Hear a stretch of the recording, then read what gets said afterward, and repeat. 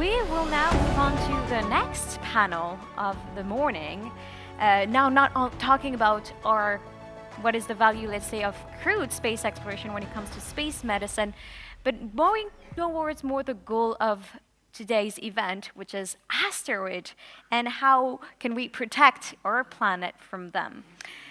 I'm going to welcome on stage a moderator, is a very well-known expert in the area, Patrick Michel, a senior CNRS researcher and renowned asteroid expert. He leads the ESA-era mission and coordinates major international asteroid defense projects. Patrick, thank you for being here with us. Here. Sorry to cut you. Yes, here you go. Thank you, Chloe.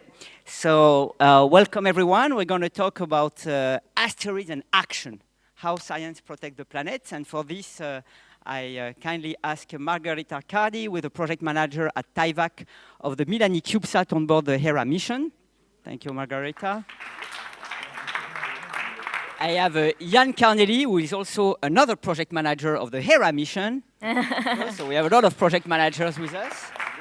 Alan Fitzsimmons, professor at Queen University in Belfast. And Gianluca Masi, virtual telescope. And I think we have somebody else who I don't see in the room, Slava Turyshev from NASA JPL. If he's not here, you have more time, other ones. Oh, sorry. Of course. Thank you for joining us. So, you know, planetary defense, science, space, it's a big family. So we know each other, and we know it so well, we know each other so well that we didn't prepare anything. So we're going to have a very informal conversation, and you will see that effectively space missions to asteroids are family business because we work decades together. So at the end, the difference between the professional activity and familial one becomes a little mixed. That's why it's very nice to be with you today. So we're going to talk about planetary defense, and you know that we have, let's say here, two kinds of people: the people who go to space to try to protect our planet, and the people who do it from the ground, right? So maybe I will start with ground-based observations, because we recently, actually 2 days ago, got the first images provided by the Vera Rubin telescope, which is already, I think, exploding the pipeline, right? Because we have 2,100 asteroids discovered within 10 hours. This is crazy. And 7 near-Earth objects. So realize that we have, until we started, discovered 30,000 near-Earth objects. Since we started, like decades ago. And in one night, there is already 7 near-Earth asteroids. So Alan, who is an observer, can you tell us about this and what you think is happening in terms of revolution in asteroid discoveries? Yes, as Patrick says, we have telescopes now. Masi. As Patrick said, we have telescopes even now while we are sitting here, scanning the skies, looking for new asteroids that are approaching our planet that we did not know of before, and also tracking the ones we already know. And up to now, in fact, we have almost 39,000 as of today that we have discovered over the decades. But we have this new amazing facility that is just starting to operate in Chile. It will be in full operations in November. It is the world's largest digital camera. Think of it that way. So in our phones, we have cameras, and they may have, I don't know, 8 megapixels or 10 megapixels or 20 megapixels. This has 3.2 billion pixels. It will take an image once every 40 seconds of the sky, and in 3 nights, it will scan the entire sky as seen from Chile. Then it will go back and start again. Every night, it will see approximately 10 million objects that were not there when they last looked at that patch of sky 3 nights previously.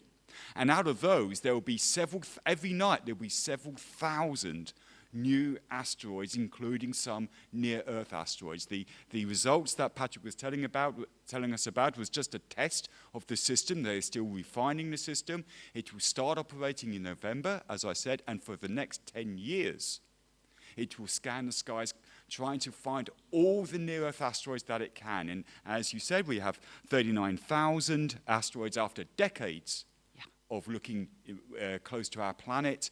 It will find that number in a few months when it starts operating, and it will continue doing that, because although we are very good at finding the larger asteroids at the moment, we need these bigger telescopes to find the smaller objects, because as we will see, as we will hear, it is the smaller objects that hit us more frequently, and it is those objects that we need to be more concerned about. Yeah, that's fantastic. I think the camera weighs a few tons, right? So you cannot put it in space, basically. So it's amazing. And just to tell you, so he talked about 3.2 billion pixels.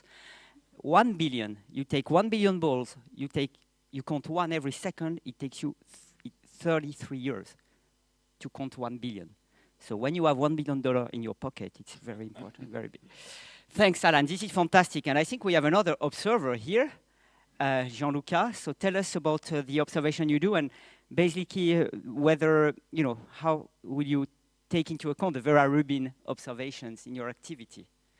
Well, Vera Rubin facility is a revolutionary one for sure. The numbers we shared perhaps are able to bring to you an idea of this huge revolution. And traditional telescopes are partly in trouble for this. If you were searching for asteroids now, you have such a huge competitor that your life now is not easy as earlier.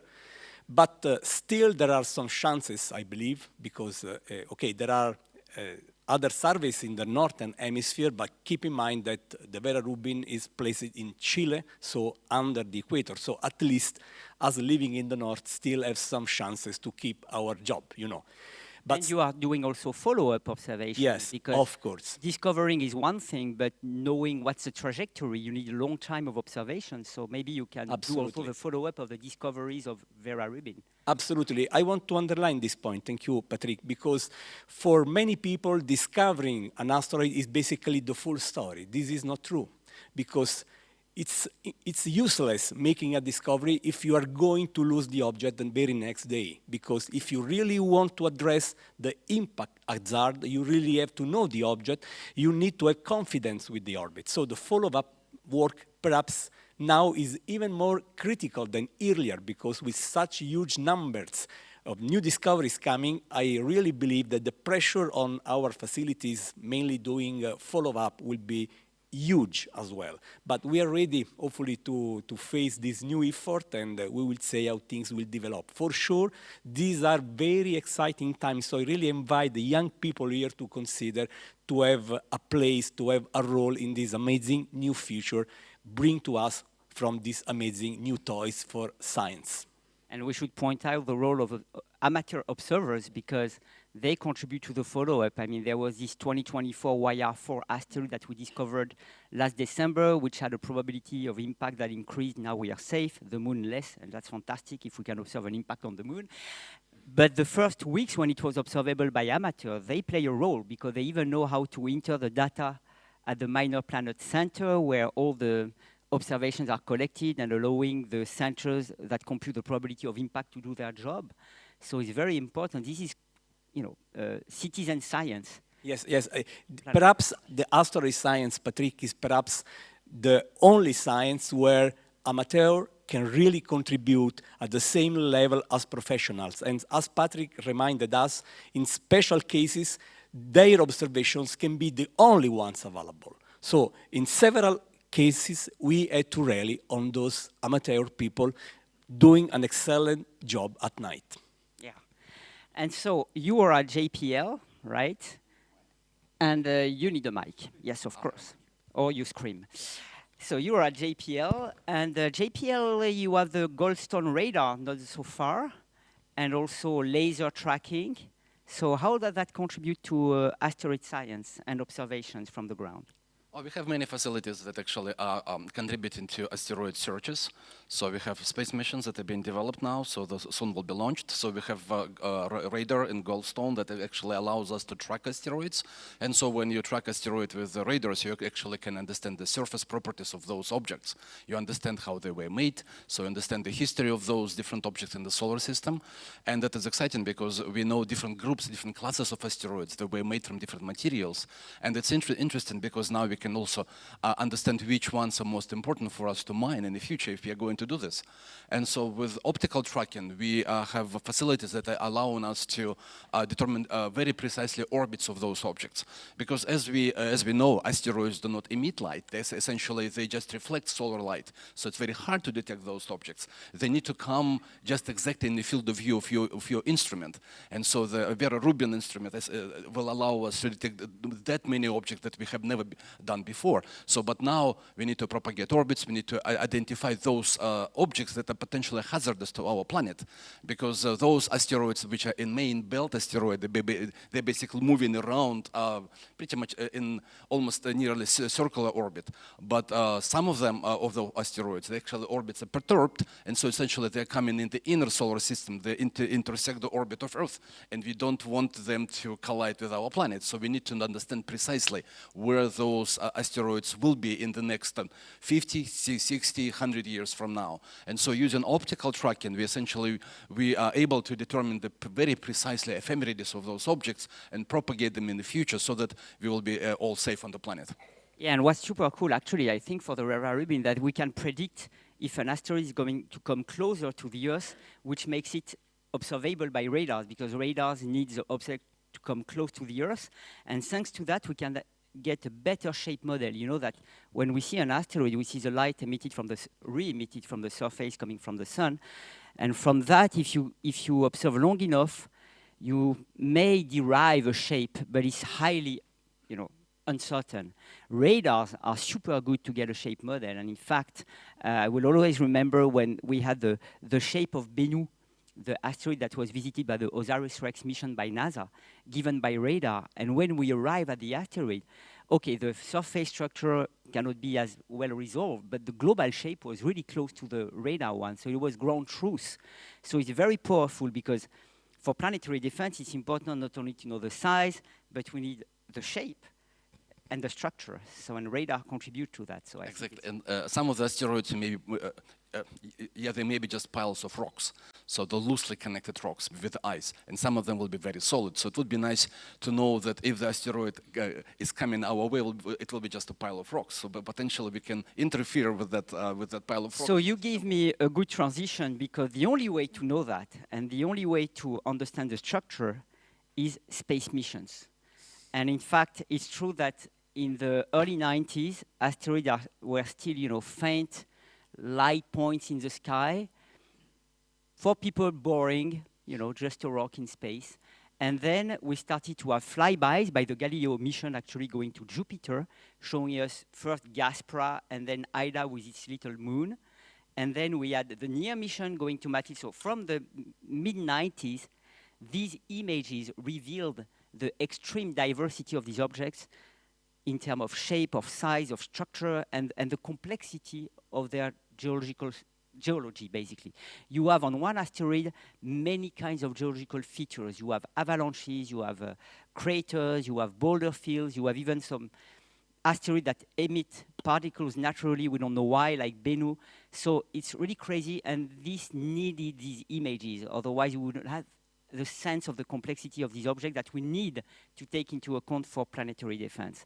And this is where space missions are crucial, and here we have two project managers of an amazing mission by HISA, no bias at all, the Hera mission, which actually has 3 components. We have 2 of them here.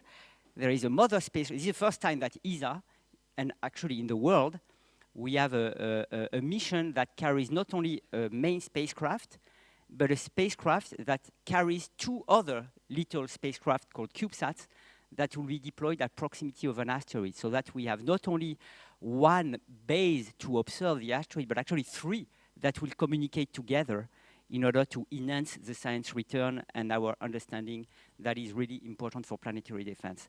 And here we have the project manager of the whole project, and we have the project manager of one of the CubeSats. So I'm going to start with Margherita from Torino, who is the project manager of the Milani CubeSat. So before talking about the big one, we're going to talk about one of the small ones. So Margherita, can you tell us about the Milani CubeSat and how is it feeling right now? Because ERA is in space. So how is it in space? How much time I will tell you. Go for it.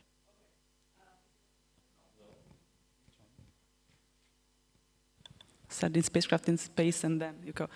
I will try to be brief, but it's not easy to summarize 4 years of mission in few sentences. But so just in order to give you an idea of how big is that, the CubeSat is a nano satellite, so it's very, very small.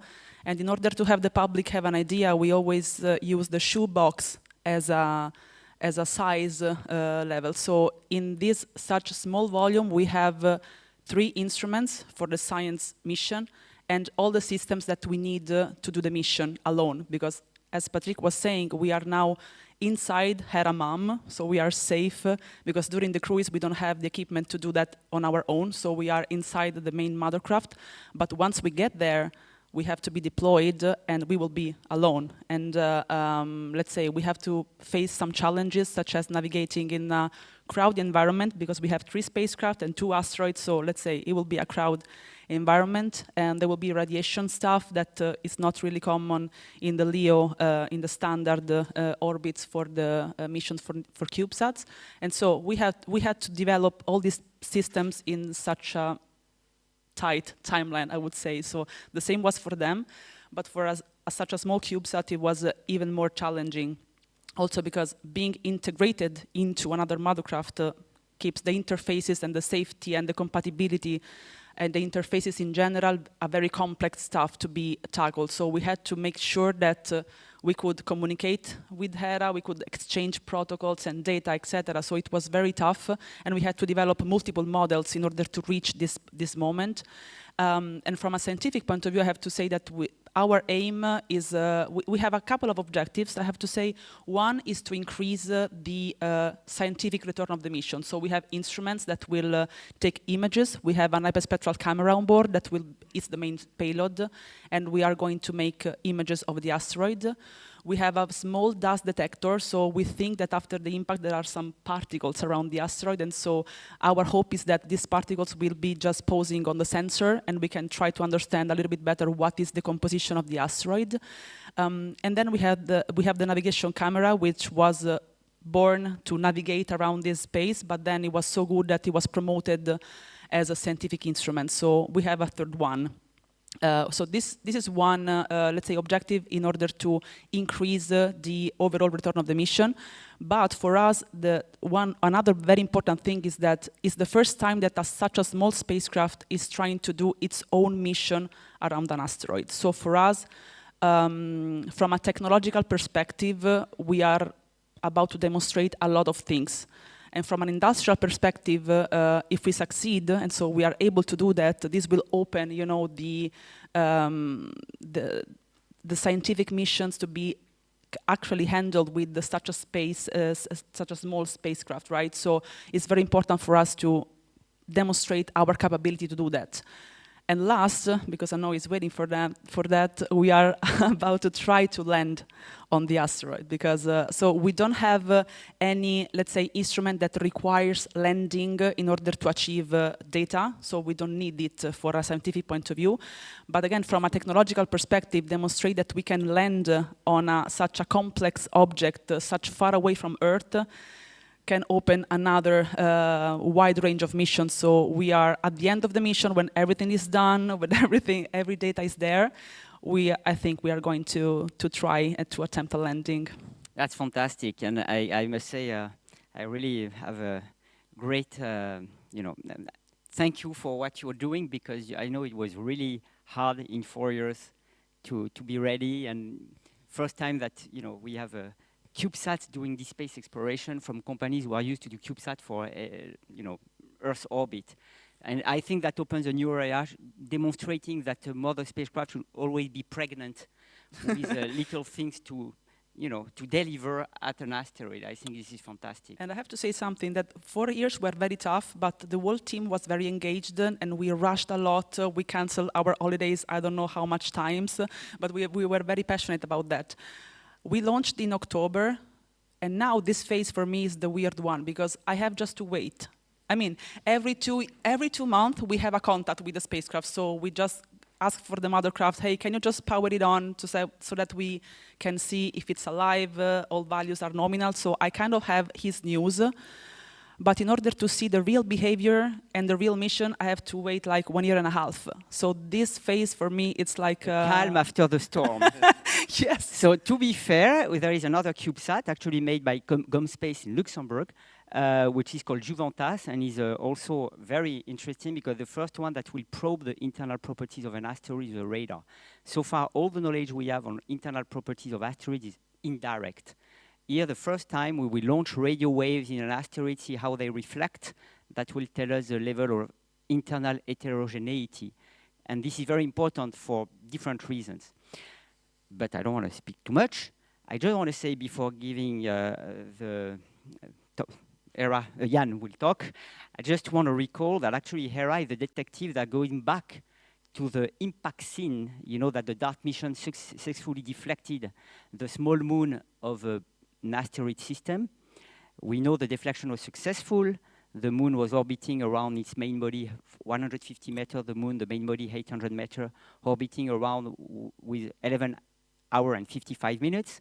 This period was reduced by 33 minutes, but we don't know what the final outcome. What's about the small moon? What is the final shape after the impact? Did we leave a crater? Did we reshape it, etc.? And we need this knowledge in order to understand really what happened and validate all the numerical models that have to reproduce this impact for the first time, the real scale of an asteroid. So Hera is really the detective that is going to give us all this information. And it's a very complex spacecraft. It's amazing, it's beautiful. And this guy led the project team at ESA that made it possible within 4.5 years, starting in 2022 with the pandemic. And there are a lot of anecdotes. I wish you will tell us at least one fun anecdote that happened during the development. But now it's in space, so I think it's really amazing what ESA can do. We always talk about Americans. I like my American colleagues.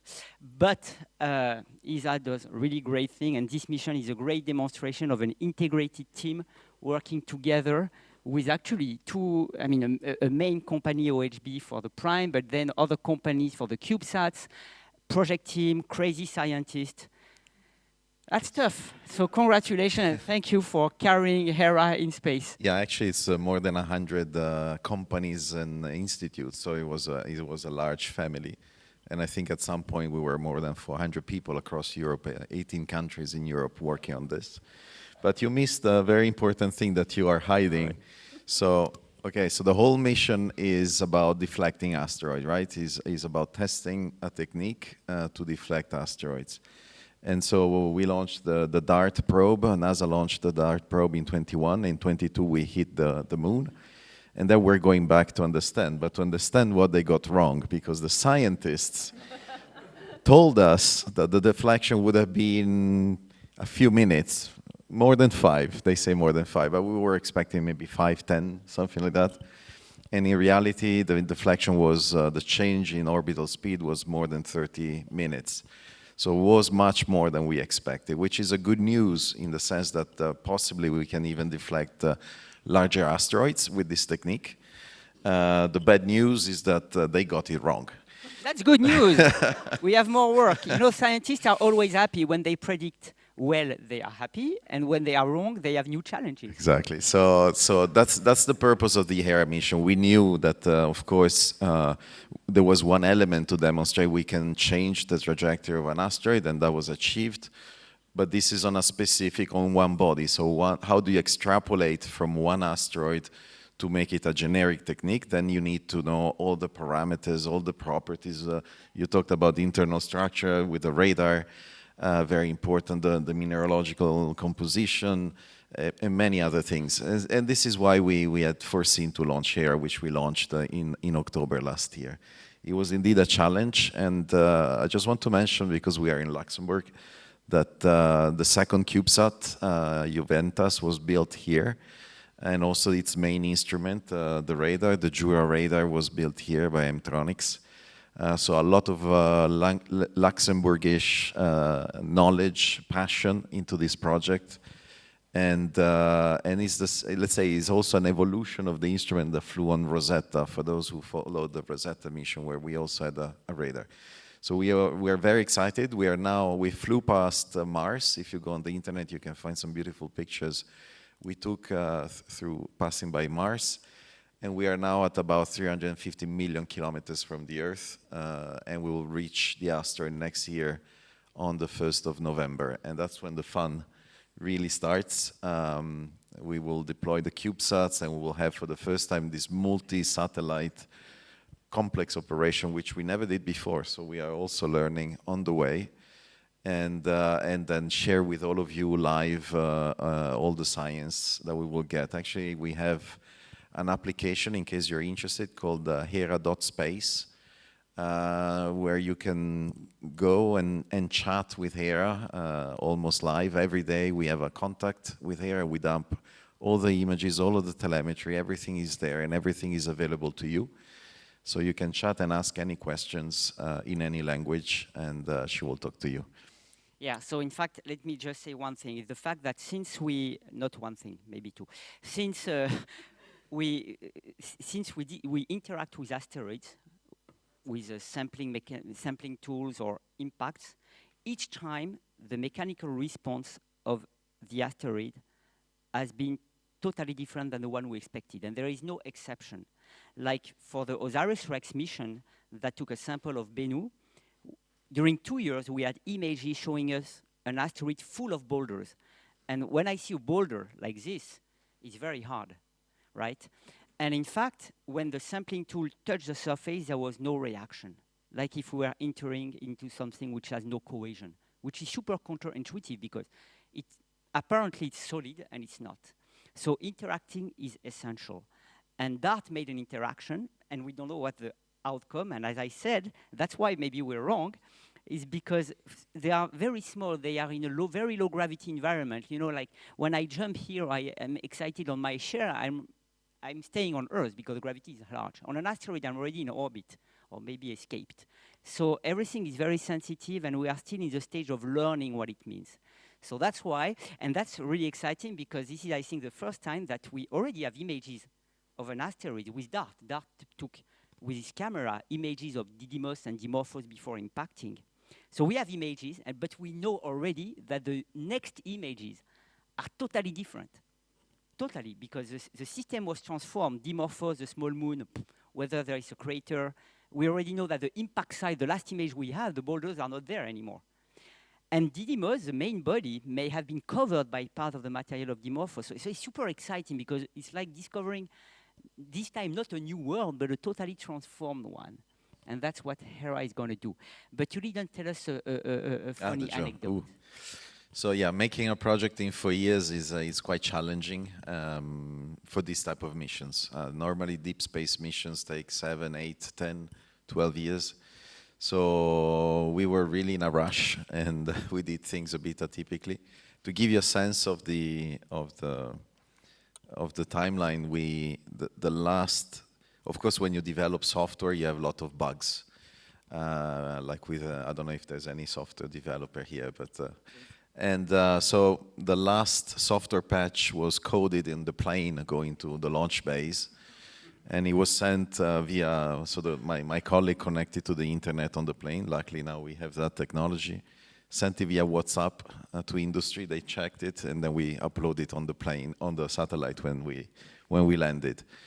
And so that's just one of the many things that we've done very last minute, or the computer broke and we changed it a few weeks before launch, and luckily we could do that. So a project like this, all space projects have lots of problems, and what is amazing, and I'm talking about the younger generations, is that this is an incredible an incredible adventure, engineering adventure, but mostly, as Patrick was saying, is a human adventure. When you leave a project, through a project like this, you create bonds that are there for the rest of your life. And I think we are truly privileged to be able to work in a domain that we love. And actually, everybody's so excited and so motivated that we all worked days and weekends and Christmas and whatever. And as a manager, I just had to tell my team to stop working every now and again. That's my wife tells me that too, but it doesn't work. But in fact, yes, for the young people also what he says is, you know, success means efforts. Failures on the way, that's fine. And the concept of long-term things. You know, we are now used to things that go rapidly, likes on Instagram, etc. That's not, big project needs time. It's okay to fail on the way. Well, actually, I would like to say more, because we give these talks and we talk about the success, but in reality, the history of Hera is a history of failure, total failures. It took us 20 years to get the funding. We were not approved for a long time. Everybody believed we would never make it, and many stories. It took us really a long time to prove that it was worthwhile. I mean, 20 years ago, people were even laughing when we were saying that we wanted to deflect an asteroid, and that was something important to do. And, that's why all the people that were there from the start have gray hairs. Yeah. So success is really being able to go through these failures and have the courage, have the energy, have the passion to continue if you believe that is the right thing to do, to continue doing that. That's really, so there's a lot of failures behind. Absolutely. So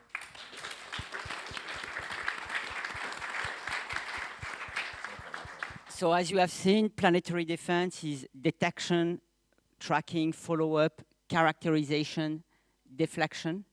And sometimes it falls on Earth in the form of a meteorite. And actually, this meteorite has the same composition, probably as Didymos and Dimorphos.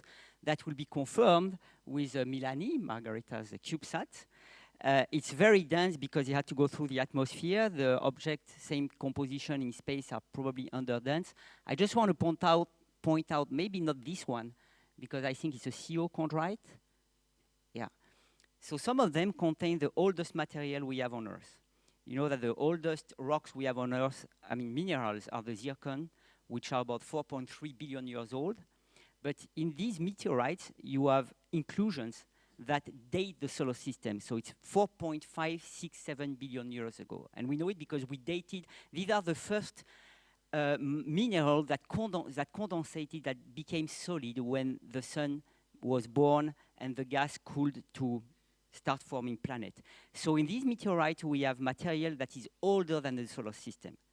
It's not that expensive. You can buy one and make a ring. It will be cheaper than a diamond.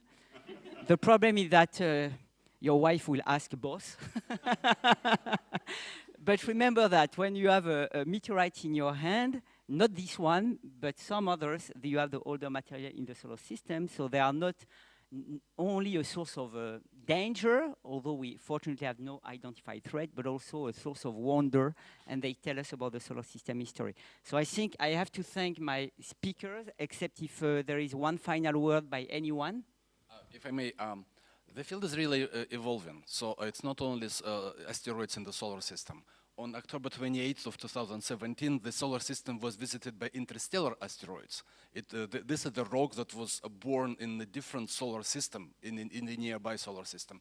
And after that, in 2018, there was another comet, also interstellar comet. So the field is rapidly evolving. At some point, I would like to see spacecraft visiting those interstellar asteroids that are moving through the solar system at a very large speeds. With Vera Rubin, we will be able to detect them, hopefully many of them. And so we are planning for a mission at some point visiting with interstellar asteroids. So, you know, I will finish with that. We have a great agency called European Space Agency, which actually has a mission called Comet Interceptor. In principle, so it's absolutely great idea. The mission will be sent somewhere, parking lot, close to the James Webb, same kind of region, and wait for the next long period comet. So far, all the comets we saw had at least one passage around the sun, because we know them, so they were already transformed. We want to see a fresh one, a one that was never never came in the solar system, but we can only detect them 1 year in advance, so it's too late to launch a mission. So we're going to park a spacecraft there, and then, wow, a new one comes, we intercept it. But it may be also an interstellar object. So you see, again, Europe is at the center of everything. Thank you again, and I think we have to announce. You want to say something, Chloe? Or yeah. Supposed to turn on. Perfect. I was about to tell you that I think you have a special announcement to make, right? Yes, absolutely. So there was a planetary defense challenge that took place the last month. And basically, high school students, different groups had to mitigate an impact. There was a scenario, and they gathered together, and they had to do basically what professionals are doing sometime. We have a planetary defense conference every 2 years, where somebody from JPL actually create a scenario, and we have 1 week to try to find a solution to the problem. So far, we never succeed, but that's okay. We learn each time. And the high school students were actually experiencing the same situation as we have with a scenario, and they had, I think it was 2 hours to be together and, you know, find a solution, ask the good questions, so that they could learn more about the asteroid and then possibly deflect it. And I think we have a winner to announce. Nice. Well, let's hope in real life we have more than 2 hours to deflect an asteroid if we learn more. We will invite on stage Doran if you want to come in and join us, as well as evaluate. Yes.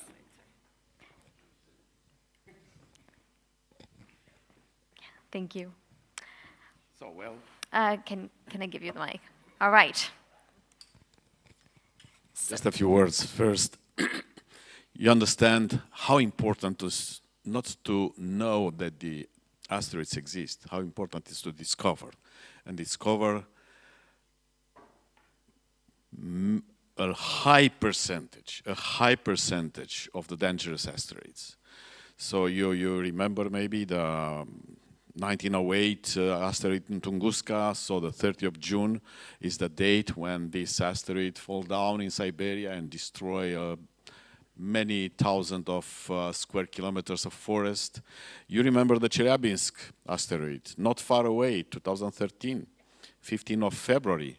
So I remember when an asteroid with a size of 17 meters, no more than 20, so destroyed the tops of the buildings, broke the windows in all the city, and hurted about 1,030 inhabitants.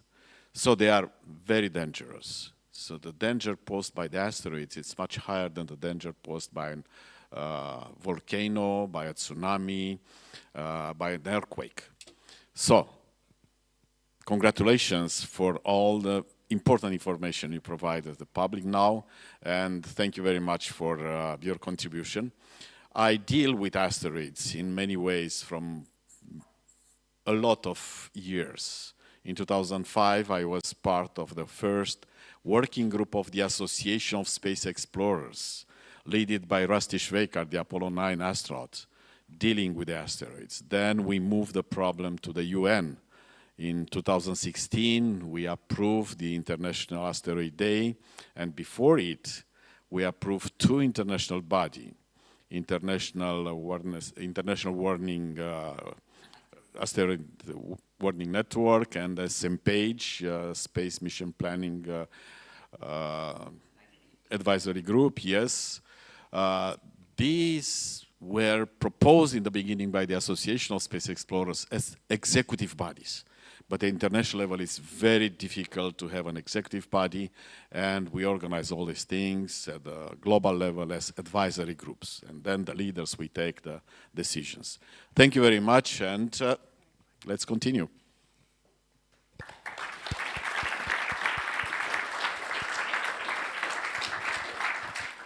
So I think there is a winner to announce, right? Exactly. Yeah. Yes, let's do it.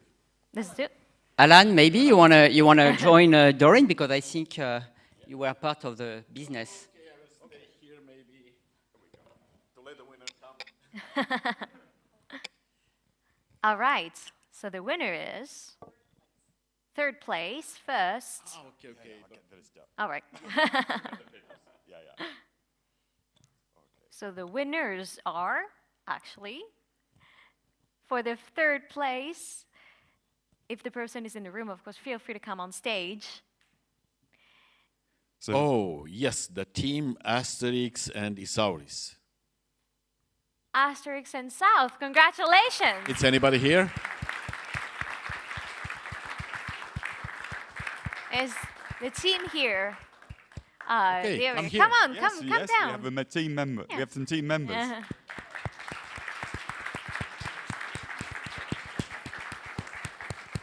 Well, congratulations.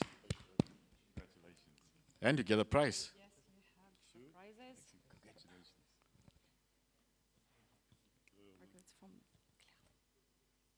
Great. Congratulations again. Congrats. Okay. Then we have for the second place, The second place, it's Nova 4 team. Nova Fro team. Nova 4 team. Is Nova Fro anybody team here? with us?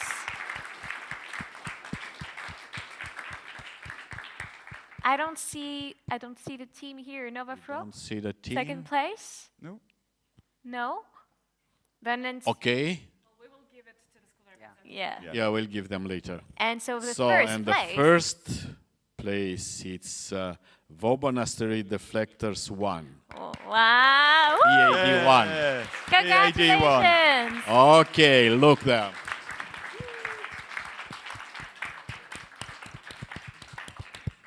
Congratulations. Why am I You're not dressed up for the surprised? occasion. Yeah. Take please 2 or 3 pictures. Okay, come. I want to congratulate you too. Congratulations. Well, I Okay, and the picture with us. And the picture with us. So, Paolo wants to take a picture with us. They were amazing. They were amazing.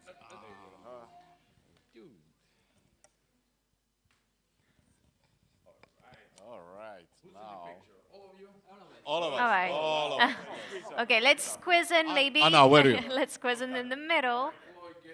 Oh, I should. Where are you, okay. Anna? Is there enough room? Please.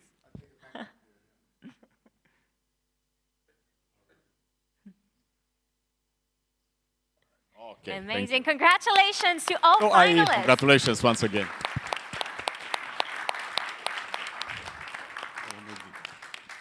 For the first prize, we decided with the Asteroid Foundation that the prize should be special.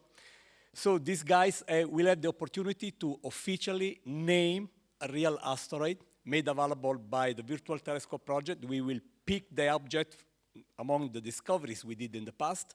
So you will propose the name. We will work together on this, and we will submit the name to the Minor Planet Center, and hopefully at some point you will see your designation alive in the cosmos. Congratulations, and keep looking up.